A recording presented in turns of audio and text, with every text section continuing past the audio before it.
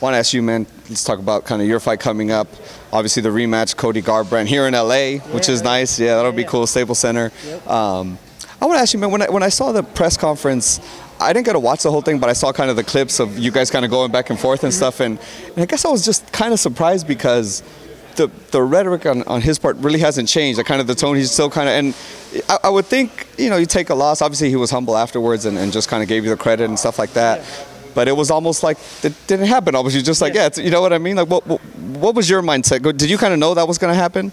I think it shows his intelligence level. You know what I mean? Like, how are you going to get knocked out and then continue to be the same asshole you were? You know, like, man, humble yourself a little bit. You know what I mean? But it is what it is. I mean, it'll sell the tickets. Yeah, it's just not who I am. I'm more of the martial artist. I'm the guy that wants to come in and be respectful. I want to be able to look back on my career when all done and said, show my son who I was and how I acted, you know? So, I mean, really, let him continue to do so while I'm in here getting better. I'm working with the best in the world. I'm going to continue to be on top and make those gains. So that's where all the work needs to be done, not with my mouth, with my actions.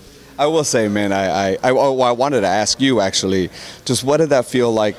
Obviously, the build-up, all that, the alpha male stuff, all the history, all that. You knock him out, and then he gets up, he's dazed, and you're just like in his face, like like what was that sensation? Like just the release of all that. It was just raw emotion, man. I mean, none of that was planned. It was just kind of what happened, you know. I mean, all that pent-up aggression they wanted to try to attack me with, all coming out at once, you know, like. Just kind of like, what? Right. You know what I mean? Like, all that talking ain't going to do shit for you now, you know? So that's what it came down to, really. It's just as real as it can get emotion. Well, being in the fight with him, was anything different? Obviously, I remember he tagged you there a couple times, and, you know, you recovered and everything, yeah. So was it basically what you expected? Well, I mean, obviously, you sparred with him before, but now we're talking, you know, 4-ounce gloves, all that stuff. It's a real fight. You know, was it basically what you expected? Was it maybe a little better than you thought? Did it go exactly as planned? You know, kind of break down that fight for me. Oh, definitely not exactly as planned. Right. I didn't plan on getting dropped. You know what I mean? But no, man, it definitely went down how I thought. I mean, he's a very talented fighter. He's fast. He's powerful. But again, he has the same holes in his games that I've always seen. That end of that round was just my own mental brain fart, you know, like I made a mistake and paid for it a little bit, you know, luckily enough that I'm a very well-trained, in great shape athlete that was able to bounce back from it, you know, and then switch up my tempo.